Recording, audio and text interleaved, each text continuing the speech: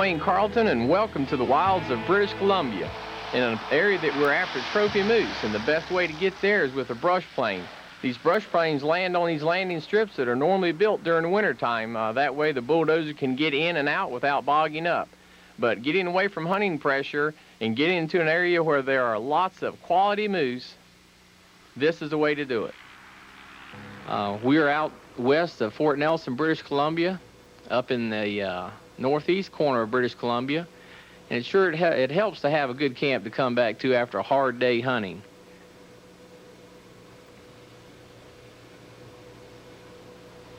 But if you're looking at camp and you're looking where you have to go hunt, out here is where the old moose are, and you can see these cut lines are probably going to play an important part.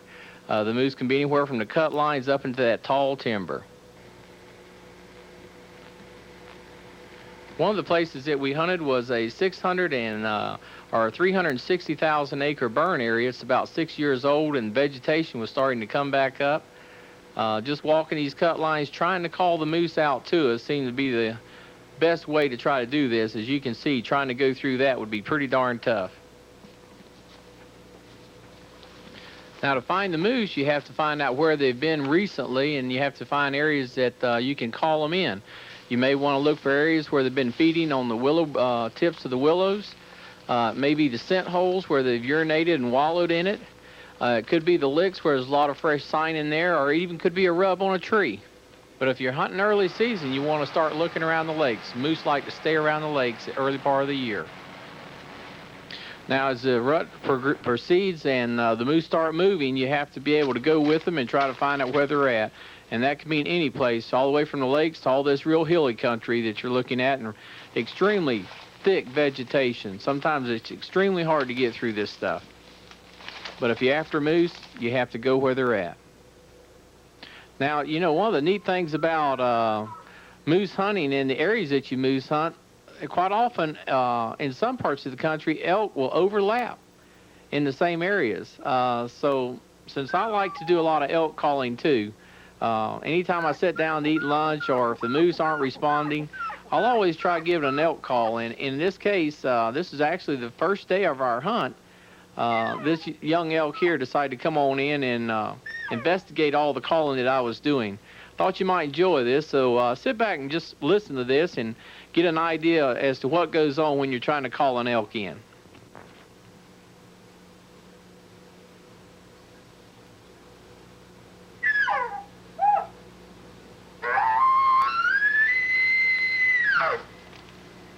Now, what I'm trying to do is just do some nice simple elk calls and nothing real heavy. I'm just trying to get this elk to come on in. I'm not trying to outdo him. I'm just trying to bugle, just trying to keep his curiosity up.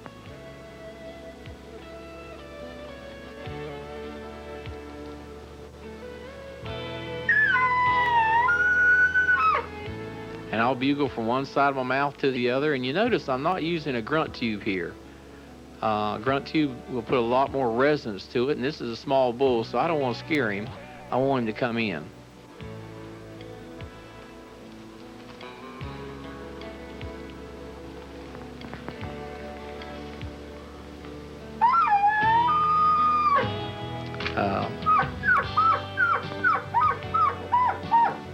This area is a 6-point or better, and I guarantee if he had 6 points, I was getting ready to get him.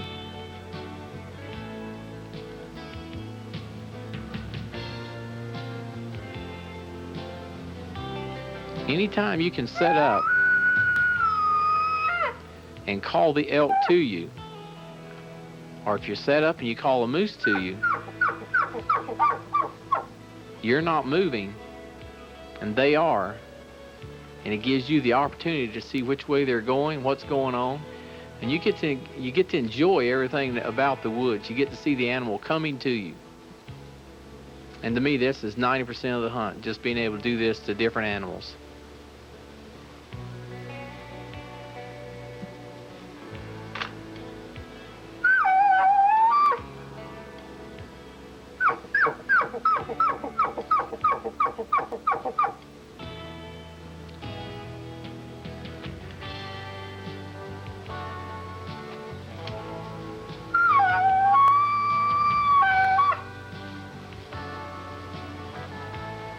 And you notice, even though he's close, I'm not really hammering it hard. I'm just bugling nice and easy, trying to get him to come on up to me. And to tell you the truth, I tried my best to grow some antlers on that thing instead of him being lit a 3 or 4 point. I was really hoping for a 6 point.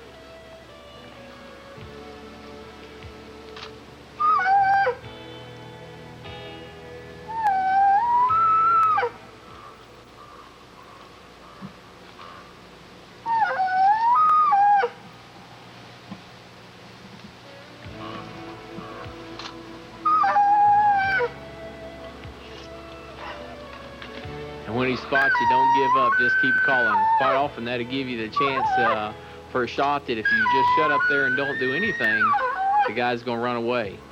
Whereas if you start calling, sometimes you can hold them in there for a while.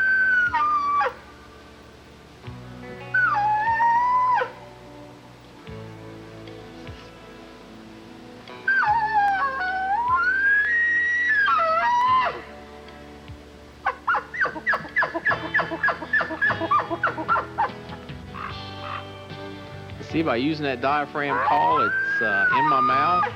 I'm not moving anything around. The noise is coming out, but there's no movement being made. So learn how to use those elk calls and take them moose hunting with you. You never know what's going to come in.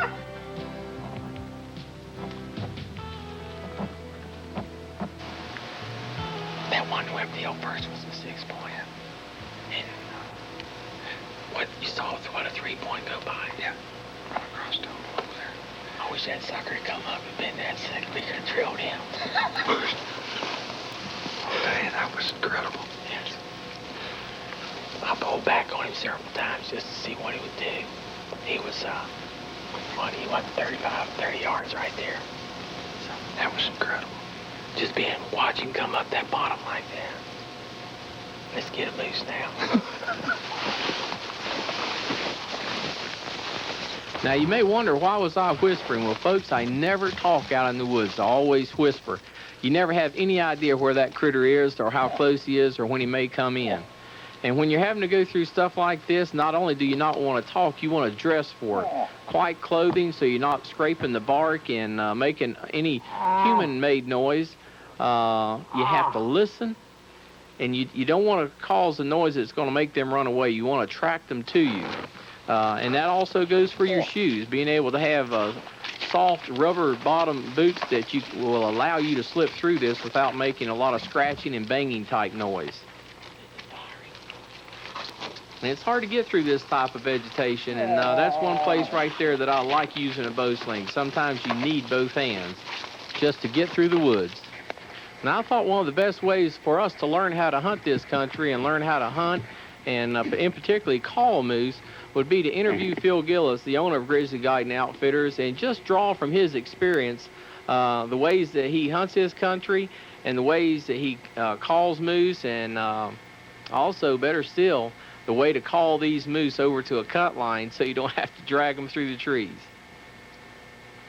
Well, folks, this is my second year up in British Columbia.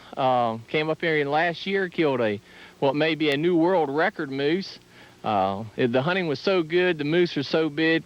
Phil asked me to come back up, and I couldn't refuse. But in trying to do a moose hunting video, we had a lot of things we had to work through, the amount of country that we had to cover, such things as that. But there's a lot more to moose hunting than just trying to imitate some of the calls. And Phil, one of the things that you got 1.2 million acres here, and one of the things that I see right off the bat is they ain't everywhere, and you got to figure out where they're at. Yes, that's correct, Wayne. There are a lot of areas here that just won't support a moose. The habitat's not good enough for the feed is not good for moose. They need the willows, the swamp. A lot of this burn area that we're in right now, that's where they are. They're on the edge of some of these clear cuts where they've done logging and where the fires went through and cleaned it right out. Well, I know in all the driving we've done, we never saw a lot of sign up on top of the hills. It was mainly in the bottoms where there was a lot of marsh area and willows. And I know you got some country that was not burned, and a lot of the pine trees just so thick you can't hardly walk through them. But the moose didn't seem to be in them so much as they were where there's a lot of willows. So those are the kind of areas that you want to try to look for? Yes, that's correct. That's where they are. Here it's quite easy to hunt here with this burn, because you take an area that is just burned right off, and there isn't any willows growing back up, and they kind of like the higher type willows. They got some protection, and they work that quite a bit as opposed to having the wide open areas. Well, talking about the willows and also just moose hunting in general, I know your hunting season starts in British Columbia when? In August? Yes, August the 15th it opens. August 15th. So are you going to hunt any different August 15th than you do here in October? Is there any difference in the hunting technique that you're going to use? You going to work any lakes or anything more then, or any ideas on that?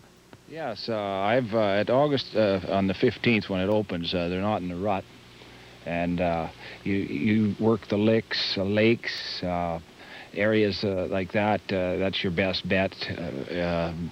There's no other way, really. It's just about impossible when they're not in the rut to put any kind of a stalk on them. They can hear you 100 times better than you can imagine, and at that time, if you put stalk in through this brush like that, they'll hear you before you even get within range, and they're long gone.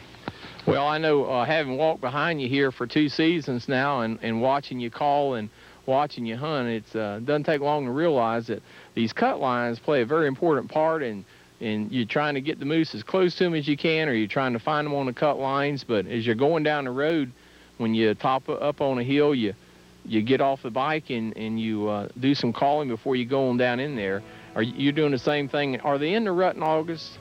No, they're not. They're not in the rut. They up here, higher elevations where we haven't been yet. They start about the 10th of September. Here it's the 20th to the October, about the 15th to the 20th even, down lower elevations that they come into the rut. But up high in that buckbrush where the cold gets, the frost is on the pumpkin there, and it starts moving there earlier. So that first part of the season, it's just strictly luck if you happen to get up on one. The best time that, as far as my experience so far in the last 2 years, we've done real good the first 10 days of October, but also the last 10 days, you say, of September would be equally as good? Yes, it is. Okay. For bow hunting, it's a must to come in those two time frame there. You can get up to them, you can call them, you can work them.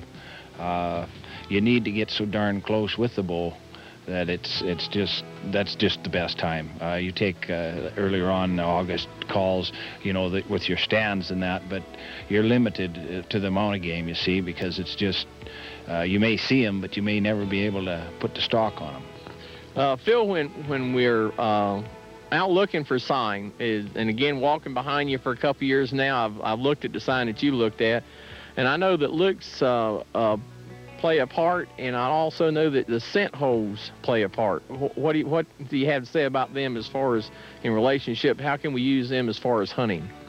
Well, the one thing that I do is when you're traveling down these lines, we have cut lines, you see these scent holes where they're pawed out, and you can take a look there. You see, you smell them. They're very, very strong odor on them, Wayne.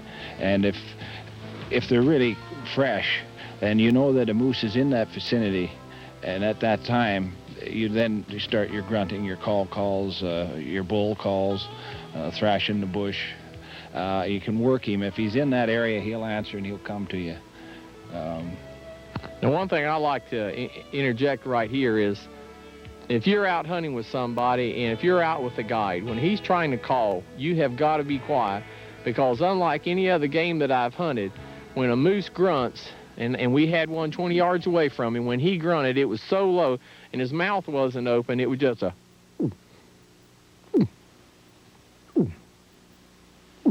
and I could barely hear it, and I was only 20 yards from him looking at him, and Phil was 30 yards away, and he could only hear it once in a while. When you're trying to hear a moose grunt, you better be quiet, and you can't be moving your hands in and out of your pockets, rustling your feet around, and you need to split up, right, if you're two guys hunting together. Yes, that's correct, Wayne. That's very important. If you have two people standing together, it just doesn't work.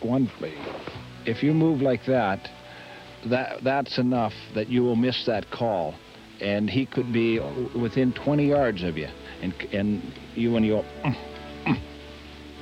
he can hear that, and he'll come to you. But if you just make that noise at that particular time, you've lost that animal. Any kind of human made noise, anything that's not natural out in the wild, when you got something coming in, where no matter what kind of game you're calling, you just blew the party, and you're gonna have to start over again. Phil, I know there's a lot of different ways to call a moose. You can call them by imitating the cow calls, or you can call them by imitating the grunt. Also, you can call them by pouring water in a lake, you told me. You can call them by raking trees and raking brush. Now, we've got some footage on when you're raking the trees and raking the brush. You can see here as you're doing that, the type of motion that you're making, and I know there's a right way and a wrong way to do it. Looking at the calls now, every time you set up and you start calling, you go through a series of calls. How about just doing some of those for me now? It's bull calls and the cow calls. Okay, we're up here on a knoll right now, and your voice carries down through, we're here a bit of a valley, and it carries down over, and that way you get a lot better carrying capacity with your voice, and they can hear you a lot further away. And I start off, now I'll start off with a cow call.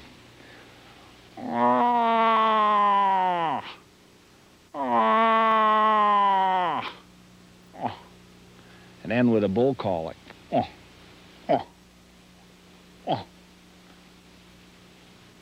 That's just a little deeper than what the cow called. The cow also makes that light sounding grunt.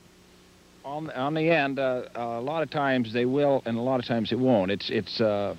You'll hear a cow calling, and they repeat themselves. They'll call for 15 minutes, sometimes 10 minutes straight, just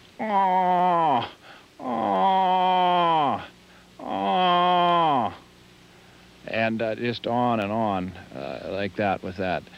Another thing, Wayne, that I think here is with the bulls, you can really blast it out on the top when you're sitting on top of a knoll like that. If the further you carry, you can hear them down like we were on that one, and that was the bigger the animal, you can tell how they grunt if it's a big animal or a little animal. As we had that one that you shot this year, and you could hear him a mile and a half away, and he sounded like he was just next door. And he had a real deep call, whereas a lot of these smaller type animals are the Well, you know, I know whenever he grunted now, and I haven't heard a lot of moose, I realize that, but I've heard probably 15, 20 moose here easy, don't you think? Oh, yeah. And he had to be the most vocal moose that we've heard, and when he would do his grunts, it would pop out there. It was almost like the end of the grunt when it would just really pop and ring through the woods. So it was very impressive, and Phil said that is an old moose and a big moose. He came in, and as you could see that his rack was going downhill. He had reached his prime, was going backwards. His teeth was all worn off, but he was an old, mature bull that was flat getting with it. And now here's something else in talking about calling. I think when people are trying to call a moose and they don't come in, we had one that every time we would make a call to him, he would look and walk the other way. And looking at the hindquarters of the moose that I killed, I can understand why. Looking at this moose back over here, the way that he got beat up on, he's now dead. I can see why they wouldn't come at times. And there's going to be times they're just not going to come in, are they? Well, that's true. That moose we worked there the other day, somebody just thrashed the bejesus out of him, and he had no go, get up and go. He didn't want to fight. He wasn't interested in any cows. He'd finished. And we grunted, and we got him on film there, but we grunt to him, and he'd just keep moving out. It was kind of funny. Every time he'd stop, he'd just kind of look around, and you could almost see it in him that he just wanted to lay down and rest and forget about the rest of the world. And I'd do a little call to him, and boy, that sucker just looked back at me and just mosey on off, just keep trucking. But looking at the bruise marks on that big old-timey moose that had survived many winters up in this bad country in the wintertime, I don't know how old he was, but this sucker had been around a day or two. The bruises that he had on the back of his quarters told me that he had put up with a lot, and he had tried to fight to keep the right to breed cows and to work past other bulls to get the cows. And from the looks of his rack, maybe I don't know that he was all that successful being as old as he was. Do you think? No, I don't think he was. I think he got beat off. I know that finding the moose is the hardest thing for me to do, and just in my elk hunting that I've done and turkey hunting, any kind of animal that I've tried to call. But to me, the most difficult thing was trying to get in an area where they're at so they could hear your call and they would respond. Now that we've looked over some area and we've seen where some moose will be, we know about the scent holes and all that. We know about the licks, why they come in the licks, such as that. When you finally get one calling, when you finally get that response, and you got a moose going, what are you going to do? You going to wait on him to come, or are you going to go after him, or just what is the best techniques that seems to work for you all the time or most of the time? Well, I find if you got a bull a long way, say 1.5 miles away, and you hear him grunting, if you walk towards him and you get in, you pull in that distance that he can know by the sound of your voice that you're coming to him. That will hasten him up. He'll come to you a lot faster than he will on his own. And that'll pull him out. We could hear, say, right in the thick of the brush, the thick is thick. And if he can hear us that we've come into his territory, we're coming to him, and then he, if he is any size and if he's on the fight, there is absolutely no way that he'll refuse that challenge.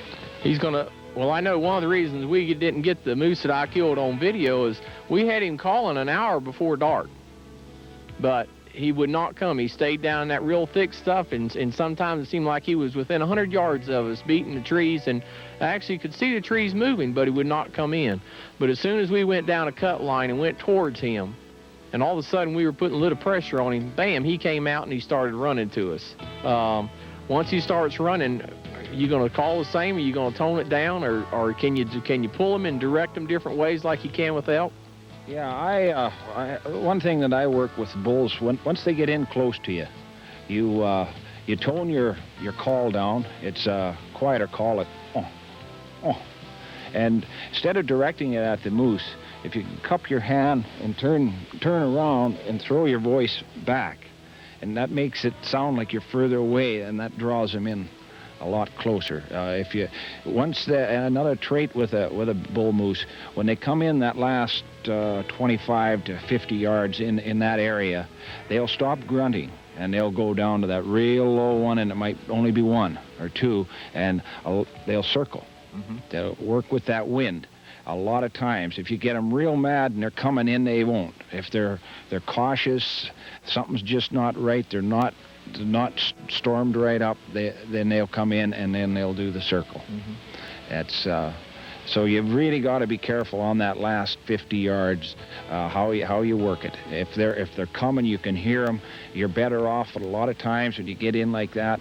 If you call, if you don't hear an answer, you're better off being quiet, mm-hmm. because they have already got their direction where you are, and they will eventually come. It might be 15 minutes, might be 10 minutes. You might hear them circling you if they're that cautious. So any other calls at that time will drive them away more than it will benefit. Well, I know that as the moose are calling to you, and all the moose that you've called in the 2 years I've hunted with you, when a moose starts calling, you seem to try to imitate exactly what he's doing. And it's like you're not trying to out-horse him. You're not trying to outdo him so much as you're trying to be like him. Maybe a reason why, you call a lot of moose in, big ones, small ones, and in between. I know I use the same thing in elk hunting, that if I get an elk bugling, I try to imitate what he sounds like. I don't try to outdo him. I know the adrenaline gets pumping. You want to. That's a fact.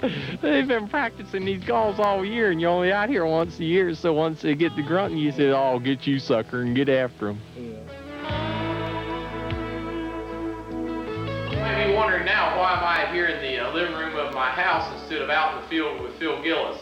Well, having hunted with Phil and used the moose calls, and as you can tell in the video, we've used a moose call that we were working with and trying to perfect, and I think we're just about there. I thought I could better illustrate the way to use the moose call if I had the just the right lighting conditions and all that. So I chose to do it here in the house with a couple of my moose that we called in over the last 2 years.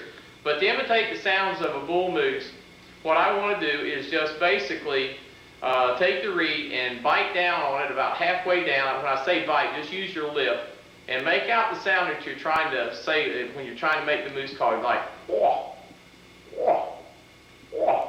And I'll do that now with the reed.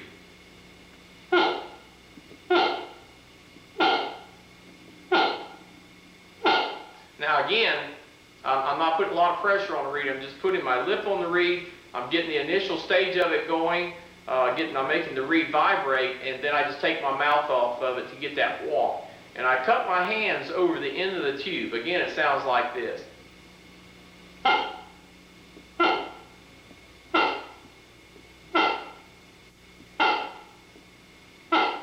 Not real hard. Don't put a lot of pressure on it. If you're first starting to use the reed, it'll probably sound like this. And then you start biting on the reed and opening up your mouth at the same time, cupping the end of the call, and again it'll sound like this.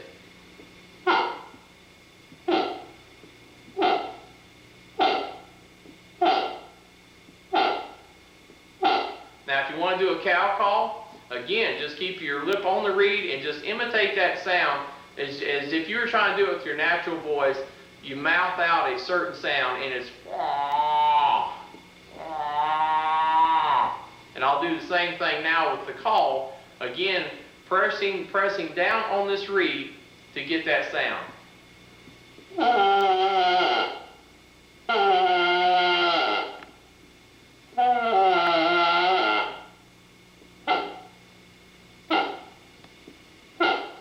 So as you can see, it's not really a hard thing to do. You don't have to put a lot of pressure on the reed itself. You're just trying to get the vibration on the reed, blowing air through it, and mouthing out the sounds that you want to make. Again, here's a cow call, and then I'll do a bull call.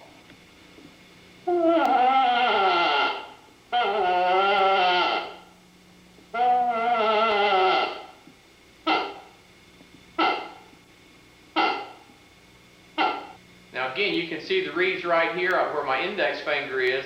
You want to put your mouth about in that position. As you blow through the call, press down on the reed. It will push it against the housing and then let up on it, and that gives you that wah, wah. Let me demonstrate it for you again.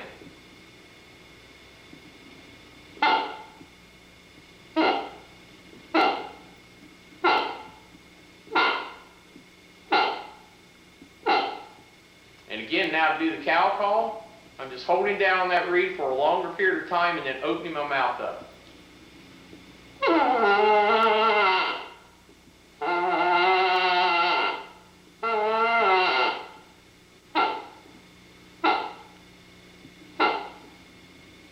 So give that a try and see if it won't help you call that old big moose in out in the woods.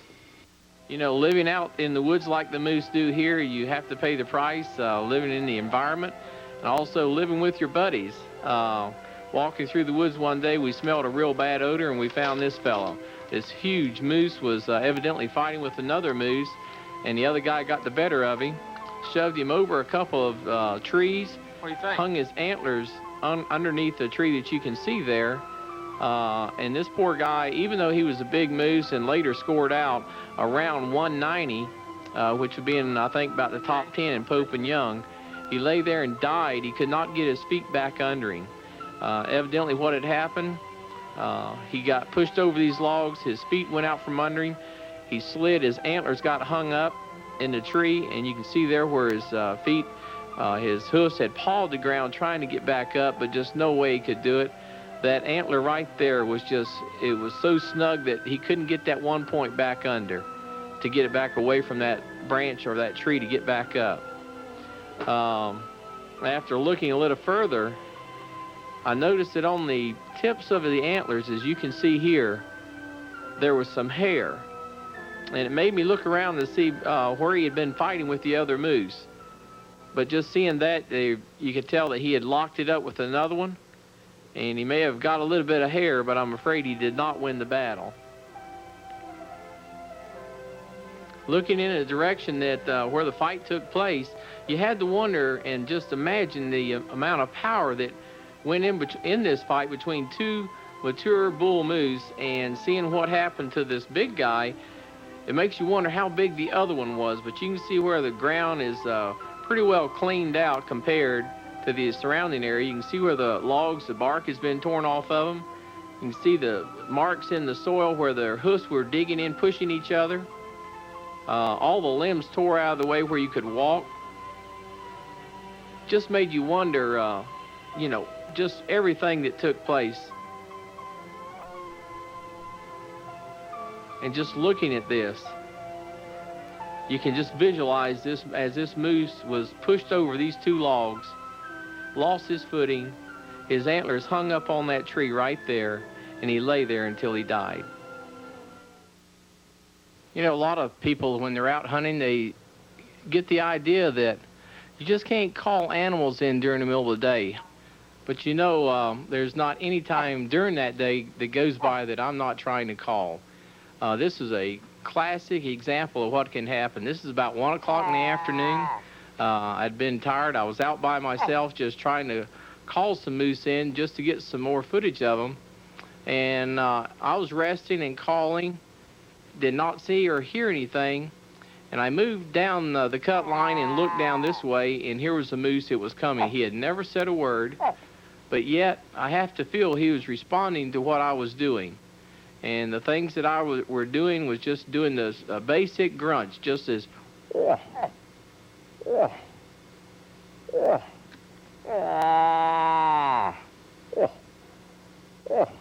And I was just playing around, actually just practicing my calls, just trying to get better at it. And this guy came walking in. So I'll let you just sit back and watch just to see what you can do with these animals. He starts to walk away, and I rake some trees, and he comes back in. So just sit back and enjoy watching this moose up real close.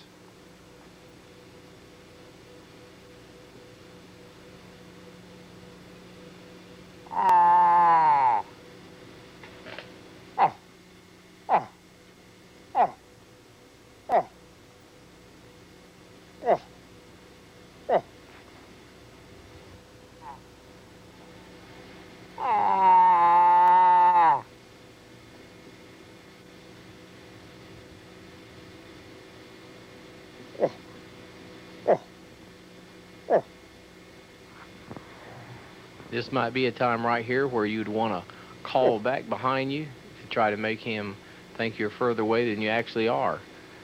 He came to the call. People say moose are dumb. I kind of have a tendency to disagree with that. I don't think they're dumb. I think they get mad and they really don't give a rip. I think they would just as soon come after you as not. And actually, there's a couple of times here that I actually thought he was going to come after me.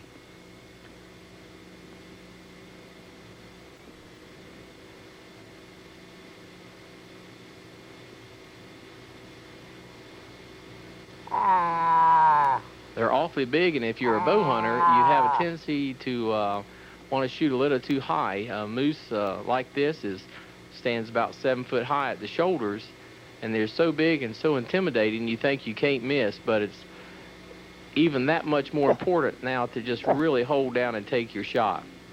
Now here he's walking away from me, and to get him back out, all I had to do was just take some branches and just rake them on the ground.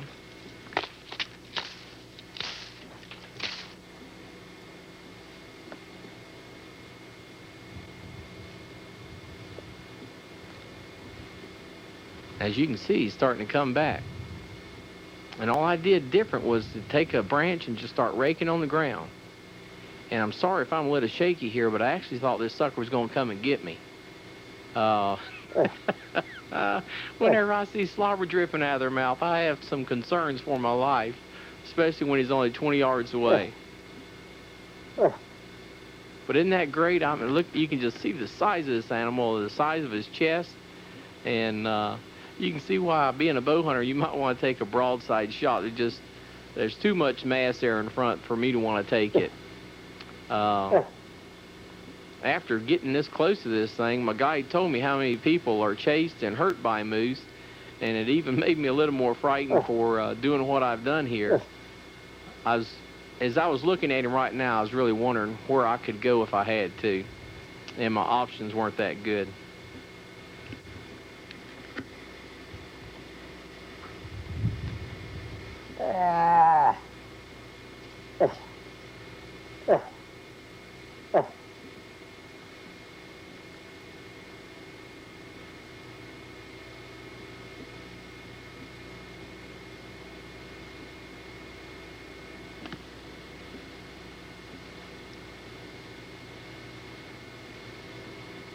And I think if you were a bow hunter, you might want to go ahead and shoot him right about now.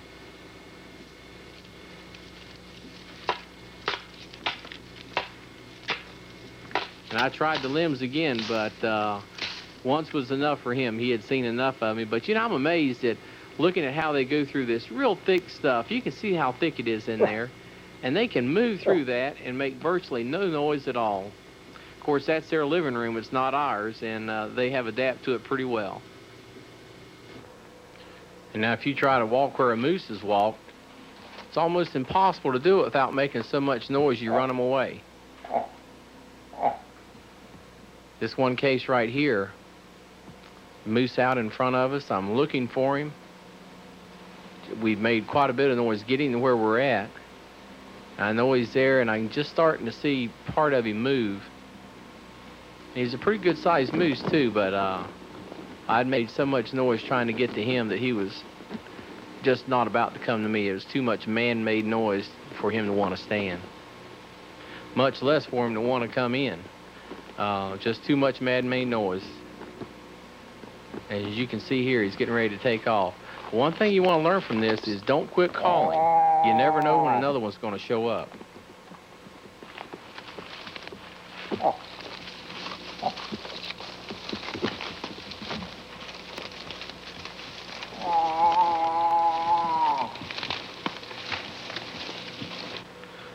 Now, because of all the calling that we had done earlier with that moose that ran away, we attracted another moose in. My guide started whistling up on the hillside. I turned back around, and I'm trying to get up on a stump so I can get a shot. It's just really difficult with all these willows in here. And it's hard to see. He's just starting to come into view now. But he's not a big moose, but I want to tell you, folks, after 5 days of hunting this stuff, riding all over the world on those Honda 4x4s, I was ready to take any moose that came in.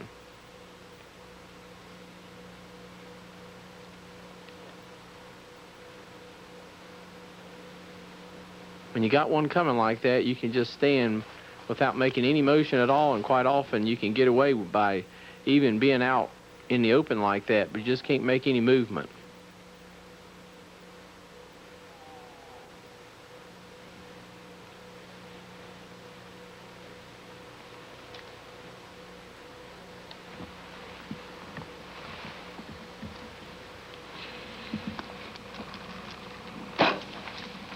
My only problem was I can't hit the suckers. And that's after 5 days of hunting. Well, as you can hear, I kept calling. And just hang on, because it's going to come back again. But the vegetation is just so thick I can't get an arrow through there. Probably need to let him get just a little bit closer is what I need to do. Still, just can't, no way to get an arrow through that stuff. You can travel for thousands of miles, you can know how to shoot your equipment, you can know how to call, but if you don't set up right, you are not going to get the shot. And look how thick this vegetation is. It would take a cannon to get through that, much less an arrow. But I'm a game caller, and my guide's a caller. And we kept calling. We never gave up. I actually thought the moose had gone away, but here he comes again. I'll get him this time. Oh, I still can't get an arrow through that stuff. I don't have the fever right now, I don't think. I'm about to run out of arrows, so I'm trying to be very conservative and take a good shot here, but I just can't seem to get it done. Of course, you can only shoot at them so much, and they're just not going to stay around. They eventually get tired of those big mosquitoes go buzzing by them. But I have to tell you, folks, about this point in time, I was pretty exasperated. I just had to wonder, what was I doing? I'd practiced a lot. My guide was not all that pleased with me having missed this moose a couple times like this. But we kept on and we kept persisting, and it's now approaching about 11 o'clock. But you never know what happens. You just have to press on. Of course, you know when you're in the woods, you never know what you're going to find that will bring you good luck. In this case, I actually believe it was this pile of bear poop, and in fact probably that bear hair right there. First I was going to throw it down. I said, no, that's good luck, I better get that. You never can tell what you might need out in the woods to bring you luck, so I'm going to take that with me, see if it won't change my luck.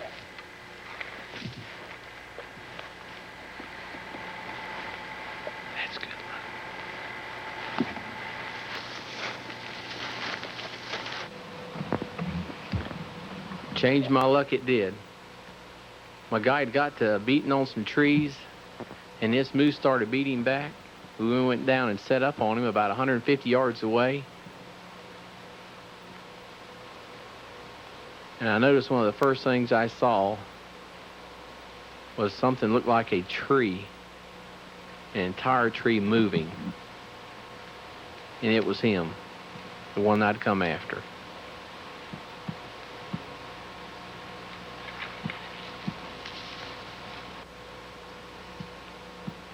I don't want to tell you my heart wasn't beating because I was trying to figure out how to get it back inside of my shirt.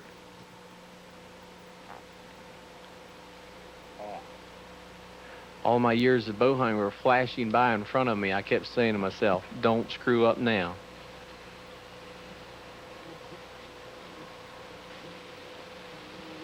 And he would have to stop behind a tree I had to let down. I figured it was over then. But he just didn't pick me up.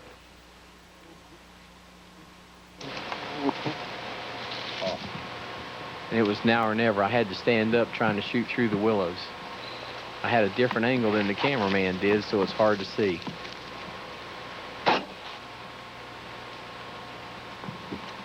Good one. Woo! Even though I was excited, I was still concerned because I'd seen where the arrowhead went, and I was afraid I'd went between the lungs and the backbone, which could be a very bad hit. You can go there and not get anything.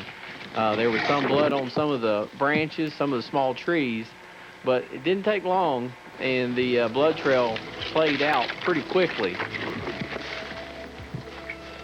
We decided the next best thing to do was to split up and try to find some sign, and even though I heard him holler, it just didn't register. I was so numb because I thought I had lost him. And they had to just holler at me several times. 57. 57, eh? Oh, and after all so that. Lucky. Try that. 57? 54, got a 57 inch. 2 inches out. Oh. This is what the big one is right here. If it would have come in and filled in here, you got yourself a book. We got some Pope and Young are there. Yeah, Pope and Young guarantee. It's calling. Good shot. Good shot, Wayne.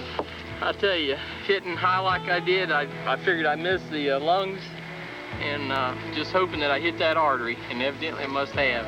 Beautiful animal. He went a long ways, didn't he? Yeah. Damn. Is this your first bow hunt, Moose? Yes, it is. That's a good way to start, isn't it? Isn't he great? I got just a place for him in that house of mine. Dear God, how big he is. Oh. It's beautiful.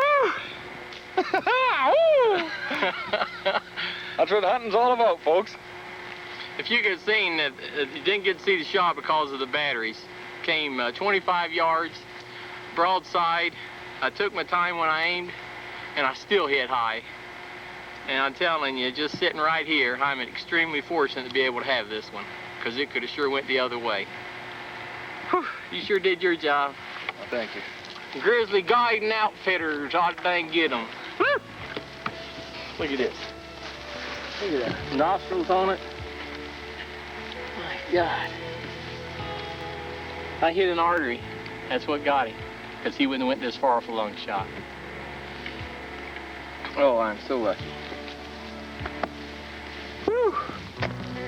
High country bows on the road. They hummed it in there. Well, you reinstate my faith in bow hunting. Well, I tell you what, mine was dwindling there, boy. I was really having a lean-to with the man upstairs over there. Likewise, I went back and started tracking him from scratch. Oh my God. Isn't that amazing? Isn't that just simply amazing? I've been looking at these hoofs the whole time, you know? I said, my God, they gotta carry a heck of a body. And there he is right there. To me, you just cannot get an estimate of how big these guys are until you try to turn them over. And here we are, 2 grown men, and it is all I want, just trying to get this critter back on his back. His head's gotta be pulled around more. They are magnificent. Of course, after all that, then the work starts. You've got to come and get him. There, right on. The money. Now I went in. Rob. It's always Here, good if you can, once you get them up on the back, if you can keep them up that way. And to be honest with you, without 2 guys there, you would just have to do this on the side. You wouldn't be able to roll him over on his back. But now we got him propped up. Of course, once you got one down, you got to go get him. And I'll tell you the truth, folks, trying to go get one of these critters after you've got him down can be a major ordeal. It took us about 2 hours just to cut our way into where he's at. And that's cutting our way on a cut line that had been cut out years ago previously, but you can see all the trees that have fallen over it. These little 4-wheel vehicles just proved invaluable. They're extremely tough. They go just about anywhere. Now just getting there and getting through all these willows, going through the different creeks we had to go through. The way that we got him back out was to quarter him up, took the hands and the shoulders off and the back strap and the head. Just trying to get it all on these 2 trailers and get back out. Proved to be quite a job. And just trying to get back through these bogs with all this proved to be almost as much a challenge as it was trying to walk through it. Of course, we're getting closer to camp. The adrenaline's starting to slow down a little bit, but we've got our trophy. And we've had our time. And it's something I'll never forget. Going back to a good camp, good food, and a hot shower after 5 days of hard hunting. It doesn't get any better than this. If you're looking for a good area to hunt quality moose and to go with a great guide, you can't find a better area or a better guide than Phil Gillis. And he's certainly got the trophies, -1. Until the next Carlton's Wild Country, this is Wayne Carlton saying stay in the woods.